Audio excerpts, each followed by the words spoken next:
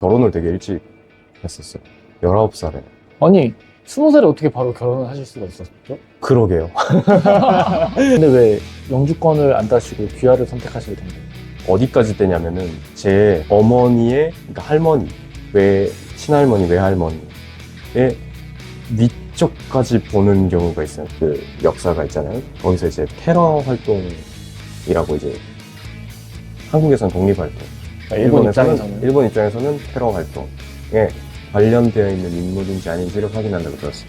뭐 할머니 것까지 거의 다 떼야 되는 거네요. 네, 그래서 할머니 이때 이혼하셨구나 이런 것도 나중에 그냥 오늘부터 일본인이구나. 오케이.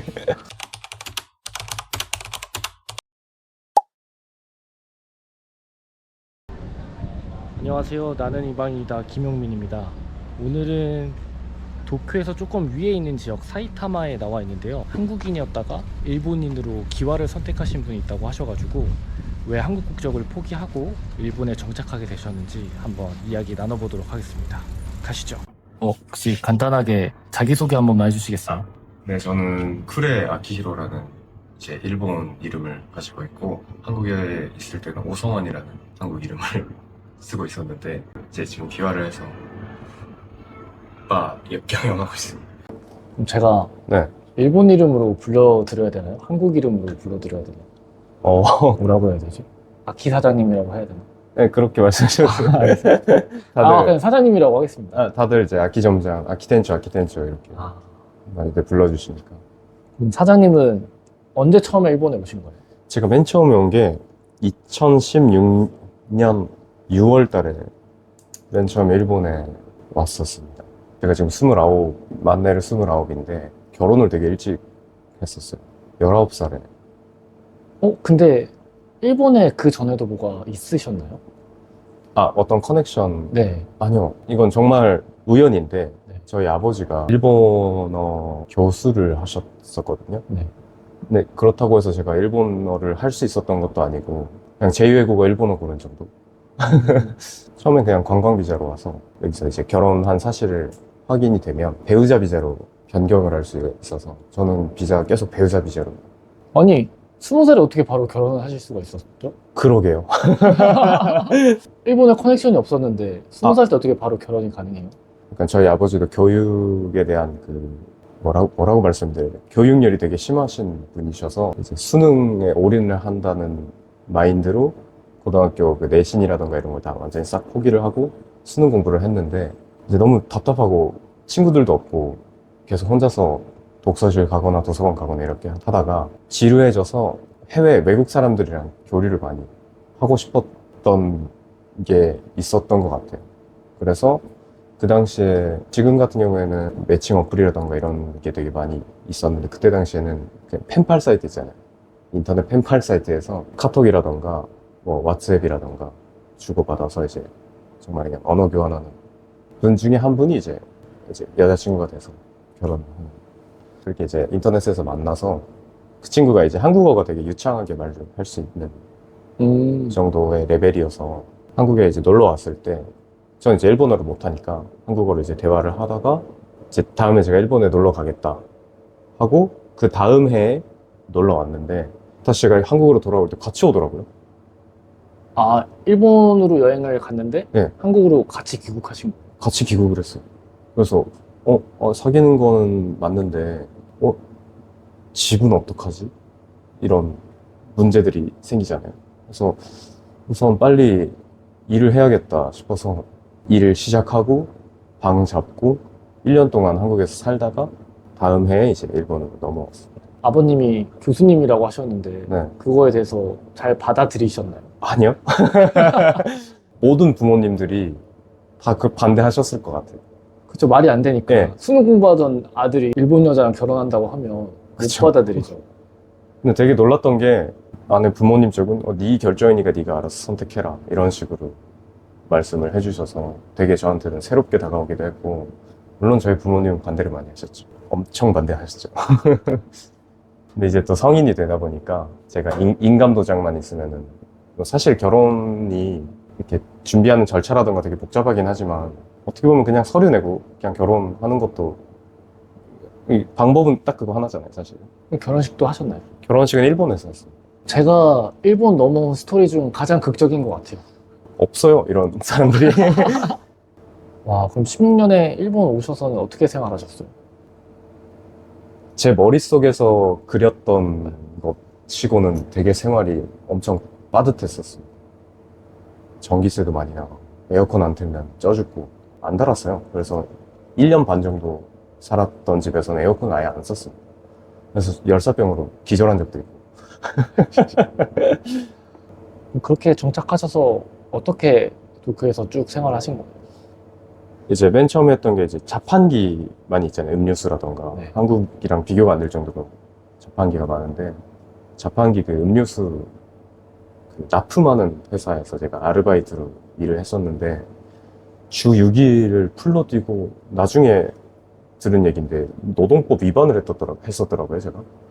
일을 너무 많이 해서. 아, 그래서 그때 당시에는 체력이 돼서 이제 주 7일에서 하루 쉬고, 또 주 6일이라고 하루 쉬고, 이런 생활을 하다가 피곤하고 또 너무 멀기도 하고, 어느 정도 이제 일본어가 붙으니까 다른 일을 찾아봐도 되지 않을까라는 자신이 또 생겨서, 그때 들어갔던 게 전화나 비디오 통역 알바하는 곳이었는데, 거기서 일본어가 확 늘었었던 것 같아요. 그래서 통역 알바랑 그 납품 회사에서 이제 투잡을 뛴 거죠. 그 뒤로는 이제 지금도 이제 하고 있는 일이긴 한데, 한국으로 따지면은 알바천국이나 알바몬 그런 구인 광고 매체의 대리점 영업을 시작하게 됐습니다. 아, 그럼 이거는 사이드 영어에서 잡이고 본업은 그거 따로 있으신 거예요?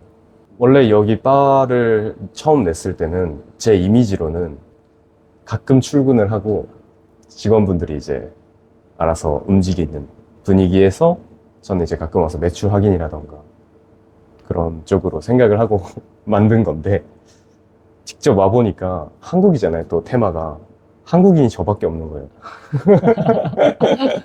저밖에 한국 사람이 없어갖고 손님들이 한국인이 하는 바예요? 라고 물어보면 또 제가 뒤쪽에 이제 있다가 안녕하세요 하면서 이제 나오는 거죠. 와, 쭉 이야기를 들어봤는데 배우자 비자로 쭉 살아도 될 것 같은데 왜 귀화를 결정하신 거예요?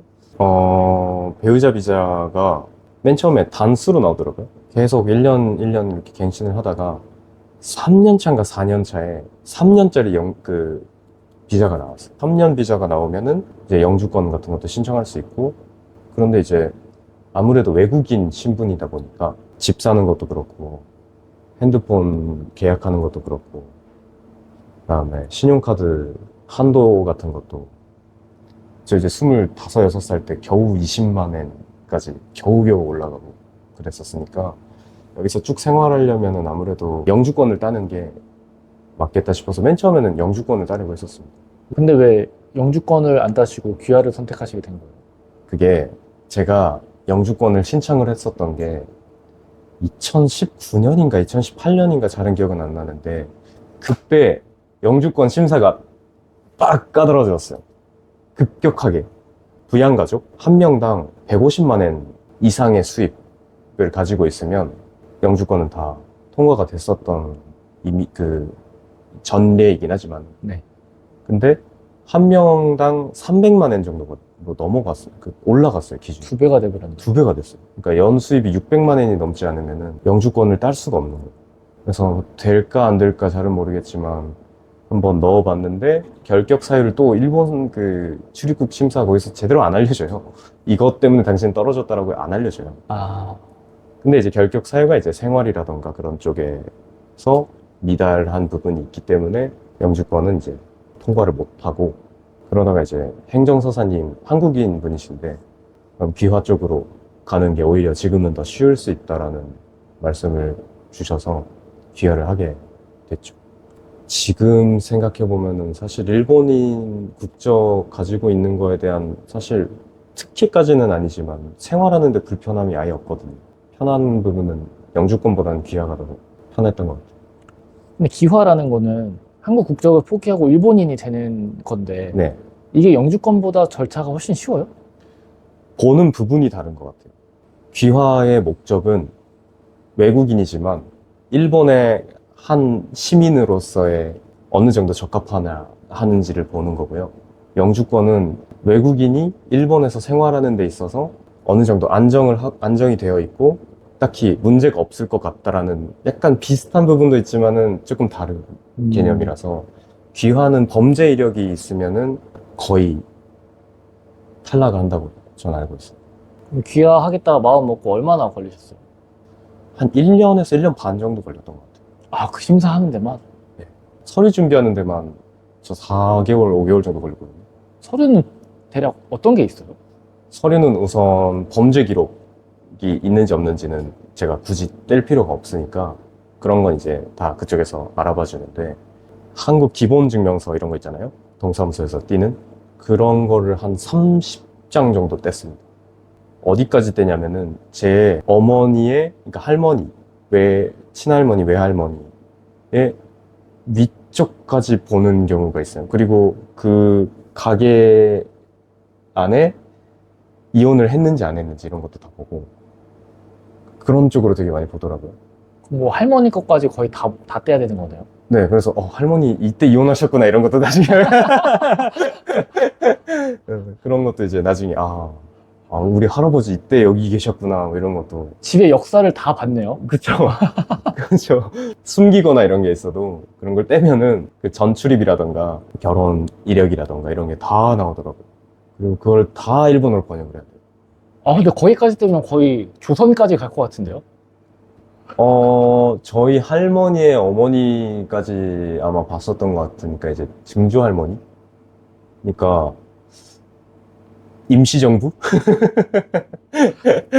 그리고 그거를 보는 이유 중에 하나가 뭐냐면 일본과 한국의 약간 그 식민지라던가 이런 그 역사가 있잖아요. 거기서 이제 테러 활동이라고 이제 한국에서는 독립활동, 그러니까 일본 입장에서는 테러 활동에 관련되어 있는 인물인지 아닌지를 확인한다고 들었어요. 아, 그래서 되게 위까지 요청을 하는 거구나. 네네. 와, 진짜 신기하다. 그렇게 거기까지 보더라고요. 그리고 이제 선언문 같은 것도 저는 이제 일본에서 살면서 이렇게 살아왔고 아, 그런 것도 적어야 돼요? 적어야 돼요. 나는 뭐 앞으로 이제 일본에 문제 안 일으키는 뭐 성실한 국민이 될 걸 약속한다 뭐 이런 내용인가요? 네. 그래서 저는 이제 귀화하는 이유라던가 왜 일본 국민이 되려고 하느냐에 대한 이유 같은 것도 간단하게 적어야 돼서 혹시 자필로 쓰나요? 아니면 타이핑으로 해도 되나요? 자필이어야 됩니다. 그러니까 혹시 물어본 이유가 왠지 일본은 자필일 것 같아가지고 자필이어야 됩니다. 꼼꼼하게 잘 써야겠네. 근데 그게 뭐 시험이 아니니까 뭐 한자라던가 히라가나 카타카나 조금씩 이렇게 틀리거나 문법이 안 맞거나 그래도 사실 거기를 보진 않더라고요. 그 능력을 본다기보다 얼마나 성실하게 살아왔는지를 보는 게 귀화이기 때문에 영주권은 어떻게 보면 능력 있으면 그냥 나는 운동선수들 그냥 영주권 바로바로 따듯이 뭐 고도인재 분들도 예, 많이 받고. 맞아요. 저는 능력이 안 됐기 때문에 성실하게만 살아왔다는 것만 봐주는 귀화가 좀 더 편했죠. 혹시 면접 같은 것도 보나요? 면접 봅니다. 그리고 이제 조사원이 한 명씩 이렇게 붙더라고요. 개인마다. 그 조사원이 까다로운 분이면은 아마 더 불려갔거나 이런 게 있었을 텐데. 아, 결국 사람이 보는 거니까. 네, 맞습니다. 직접 찾아오고 그런 건 없었는데 찾아오는 분들도 있다고 하더라고요. 집 안으로. 뭐 사실 확인 같은 거 하려고. 네. 이제 집 주소 등록되어 있는 곳에 이제 신발장 열어보고 아기가 진짜 있는지 없는지 이런 것도 확인을 하는 분도 있다고는 들었어요. 와. 저는 그런 건 아예 없었고 면접 한 2-3번 정도 봤었어요. 그럼 면접 때 뭘 물어봐요? 이게 뭐 면접 회사도 때- 아니고 예. 경제적인 목적이 아니잖아요. 네네. 뭘 물어볼지 진짜 궁금하네요. 개인적인 얘기를 많이 물어봐요. 아내는 어떻게 만났냐. 그런 걸 다 물어봐요. 그 아내랑 맨 처음 만났을 때 사진을 요구를 하더라고요. 근데 연애- 없으면 어떡해요? 없으면 그나마 그나마 가장 오래된 거. 한 7-8년 전 사진 USB 들어있던 거 빼가지고 인쇄해서 가지고 갔었어. 그리고 그때 당시 주고받았던 편지 같은 게 있으면 가지고 오라고 하더라고요. 와, 진짜. 네. 저 편지 세대가 아닌데 그 아내랑 주고받았던 편지라던가 그런 기록으로 남는 물건들 있으면 사진으로 찍어서 제출해달라고 하더라고요. 인생에 대한 걸 거진 다 물어봅니다. 그럼 얼마나 걸리셨어요, 면접하는데? 면접 한 번 하면 2시간 걸렸어요, 저 같은 경우. 그걸 한 3번 정도 하신 그걸 거예요? 한 3번 정도 했던 것 같아요. 그럼 그 면접을 하시는 분은 계속 바뀌어요? 아니요, 저는 같은 분이었습니다. 같은 분이 그럼 총 6시간을 질의응답한 거예요? 6시간 정도를 질의응답을 하면서 이제 제가 냈던 서류들을 보면서 아버님은 지금 어떤 생활을 하시고 계시냐, 어머님은 어떤 생활을 하시냐. 그럼 그거네. 아버지 뭐 하시노? 응. 바로 너가 아버지 뭐 하시노? 이거를 이제 일본어로 그러니까 좀 돌려서 이렇게 말했어요. 그럼 이제 서류 문제 없고 면접 때 이 사람 기화시켜도 되겠다 판단이 되면 네. 뭐 주민등록증 같은 게 나오니까 찾으러 가라고 하나요? 어떻게 마무리가 돼요? 면접이 다 끝나면요, 시험을 봅니다. 시험이 있어요? 시험이 있어요. 뭐 일본 역사 시험을 보나요? 아니요, 그러니까 저도 그런 걸 보는 줄 알았어요. 한국 같은 경우는 한국사 시험이 있더라고 하더라고요. 그렇게 알고 있어요. 네, 이제 시험을 준비를 할 테니까 여기서 앉아서 기다려라. 약간 경찰 조서실 같은 곳에서 그러니까 앉아갖고 이렇게 있는데, 그 우리 초등학교 때 저 초등학교 때 나왔던 큰 이면지 같은 재생지에 네. 엄청 낮은 레벨의 일본어를 쓰게 하더라고요. 오늘은 날씨가 좋았다. 약간 그 수능 시작하기 전에 자필로 쓰는 문구 정도의 레벨을 일본어로 쓰라고 하더라고요. 면접 때 일본어 잘하는 걸 확인했는데 그걸 왜 또 확인시켜요? 그래서 아니 난 지금 계속 일본어로 이렇게 대화를 하고, 제가 귀화를 이제 신청했을 때는 유창하게 일본어는 잘 했었을 텐데 이 정도 레벨을 굳이 테스트하는 이유가 뭐지? 라고 이제 계속 생각은 하고 있었는데, 나중에 안 건데요. 시험을 본다는 개념이 아니라 혹시 자필. 아, 필체를 봅니다. 혹시나 서류 다 했는데 이 사람 실제 와서 썼는데 다를 수도 있으니까 네. 한 번 더 필체를 봅니다. 보는 거구나. 네. 일본 사람들 역시 꼼꼼하고 깐깐하네. 네. 저 좀 소름 끼쳤어요. 네, 저도 그거 나중에 알았을 때, 와, 이거 진짜 시험이라고 해놓고 뒤에서는 필체 본다고 들어갔고, 와, 이렇게까지 까다롭게 보는구나 싶었어요, 저도. 와, 그럼 그게 다 마무리가 되면은 뭐 민증 같은 게 나오나요? 다음에 이제 귀화 신청이 됐으니까 전화가 옵니다. 전화가 와서 그 법무국에 가야 돼요. 그 해당 지역에. 법무국, 그 조사라던가 면접 같은 것도 다 법무국에서 하는데, 그 자리에서 이름 정하라고 합니다. 너 이름 뭘로 할래? 아, 일본 이름? 일본 이름. 그러면은 이 후레 아키히로라는 이름은 어떻게 정하시게 된 거예요? 제가 원래 한국 이름이 오성완인데, 이룰 성자에 발을 완자였는데, 이게 변환이 안 돼요. 일본에는 없는 한자예요, 이게. 오성완이라고 읽힐 수 있는 글자로 따서 만든 겁니다. 그래서 여기로는 이제 쿠레 아키히로라는 일본 이름을 쓰고, 그 한자 그대로 이제 한국에 가도 제 옛날 이름인 오성완으로 읽혀질 수 있게 지은 거예요. 딱히 뭐 어떻게 해야겠다 이런 거보다 실용주의이기 때문에. 아, 뭐 아내의 성을 따른다거나 뭐 좋아하는 걸 선택했거나 이런 게 아니라 그냥 한국 이름을 변환해서 쓰신 거네요. 그쵸. 그 성자가 날일자 밑에 이룰 성자거든요. 근데 제가 원래 이룰 성자만 썼었는데 이제 위에 날일자가 붙잖아요. 그래서 어떻게 보면 일본인이 되었다라는 의미도. 이름 안에 또 그런 내용이 들어가 있는데. 네, 맞습니다.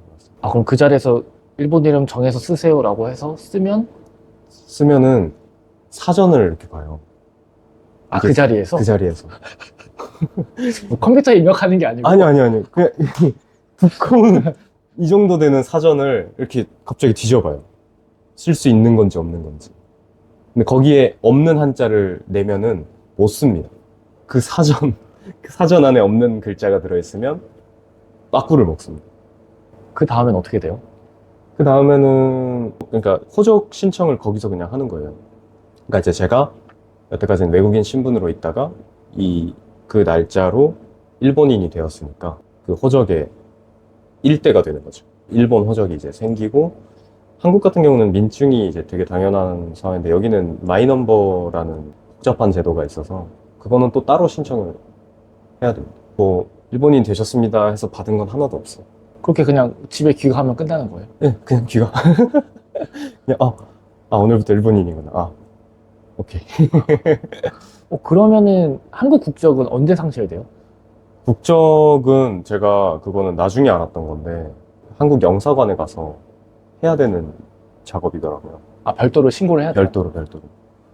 그래서 제가 그걸 신고를 안 해가지고 한국인의 주민 등록은 그대로 되어 있고 일본에는 이제 제가 일본인 쿠레아 키히로로서의 이제 두 명이 생겨버린 거죠.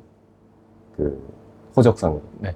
그래서 이제 이쪽에서 연락이 계속 와서 상실 신고를 내면은 언제 없어지는 것까지는 제가 확인은 못했는데 동사무소 기계 같은 곳에 주민등록 입력하면 이제 등본 뗀다거나 이런 게 이제 안 되더라고요. 해보셨어요? 해봤어요. 없어졌더라고요. 그럼 조회가 안 돼요? 조회가 안 돼요. 와, 이제 대한민국 사람이 아니구나. 아니게 됐어요. 네, 국적이 이제 말소가 됐죠. 와, 너무 신기하다. 한국 국적을 어쨌든 포기하는 행위잖아요. 네, 맞습니다. 뭐 후회가 되거나 그런 적도 있으셨나요?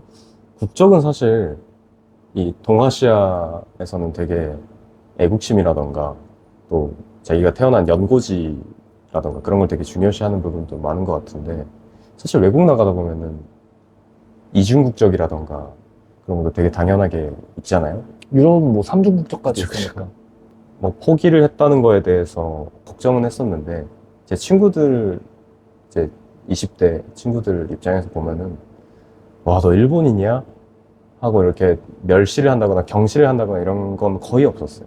너 어떻게 그렇게 됐어? 이렇게 되게 흥미를 되게 가져주는 분들 많이 계시고 제가 일본에 아무리 일본 국적을 가졌다고 해도 한국 사람이니까 그런 국적에 대한 거에 대해서 그렇게 크게 생각은 안 했던 것 같아요. 그냥 살기 편하기 위해서 하나의 절차라고만 생각을 했었어요.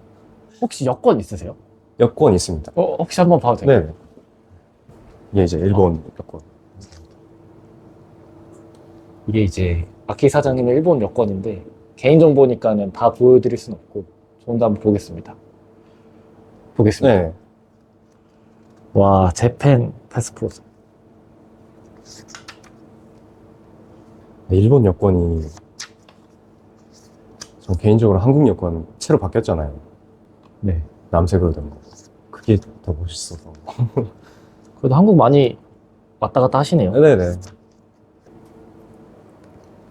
제가 궁금한 건 거의 다 여쭤봤는데 마지막으로 하고 싶은 말 있으신가요? 제가 아까도 말씀드렸지만 이혼을 작년에 했어요. 작년에 하고 지금 이제 새로운 여성분이랑 교제를 시작을 했는데 사실 재혼까지 생각도 하고 있고 그래서 약간 조금 여태까지 어떻게 보면은 이혼을 하고 나서 약간 인생이 완전히 달라졌거든요, 사실은. 계속 회사에서 일을 하다가 이혼하고 이제 가게도 내고 여러 각도로 되게 시야가 넓어진 부분도 많아서 이제 후회 없는 삶을 살기 위해서는 여태까지 조금 무대뽀로 해왔던 부분이라던가 이런 걸 좀 제대로 잡고 하고 싶어요. 그래서 이제 인플루언서라던가 유튜브라던가 저도 보면서 이제 시작하고 싶다는 마음도 계기가 되기도 하고 여러 가지로 좀 도전을 하면서 살고 싶어요. 여태까지 좀 정해진 출근하고 집 오고 출근하고 집 오고 이런 생활을 오래 해왔다 보니까 제가 이제 29인데 경력만 보면 40대인 거예요. 일을 하다가 이제 회사 그만두고 가게 내면서 이혼하고 이런 거 경력만 보면은 40대 분들이랑 되게 비슷할 것 같아요. 애도 있고. 그래서 이제 조금 자유롭게 여러 도전을 많이 해보고 싶습니다. 오늘 인터뷰 여기까지 하도록 네, 하겠습니다. 알겠습니다. 감사합니다. 먼 길 오시느라 고생 많으셨습니다. 감사합니다. 네, 감사합니다. 가게 잘 되시길 바랍니다. 네, 감사합니다. 낯선 도시 낯선 언어 갇힌 거라고 꿈 하나 손에 쥐어 텅빈 주머니 두려운 너 해온 건 없어도 길 위안에 뒀어 외롭단 말은 사치 난 괜찮아 어차피 떠나왔지 또 다른 나 찾아 백팩 하나 메고 경계선을 넘어 세상 끝까지 다 이 방인이라서도 커 나는 이 방인이다 어디든 내 무대야 익숙함은 보인다 자유로워 숨쉰다 길 위에 내 발자국 낯선 공기 낯선 꿈 모두 다 스쳐간다 나는 이방인이다 손에 쥔 지도는 잃어버려도 돼 길은 내 안에 있지 발걸음이다 친구도 적도 스쳐간 얼굴도 모두 다 스승이야 삶이란 교복도 멀리서 보면 나 작아 보일지 몰라 하지만 내 안에 우주 끝없이 올라 내 뿌린 씨앗은 타지에서도 자라났어 땅에서 꽃 피워봐라 내가 살아 낯설어도 괜찮아 겁내지 않아 내 내가 만든 세상에서 내가 법이야. 다른 이름 다른 얼굴 다른 나라 어디서든 난 나 그게 답이. 나는 이방인이다. 어디든 내 무대야. 익숙함은 버린다. 자유로워 숨쉰다. 그 위에 내 발자국. 낯선 공기 낯선 꿈 모두 다 스쳐간다. 나는 이방인이다. I'm a stranger, foreigner, dreamer. 발밑에는 달라도 난 그대로. 낯선 곳 낯선 나 새로 태어나. 나는 이방인이다. 여기서 빛나.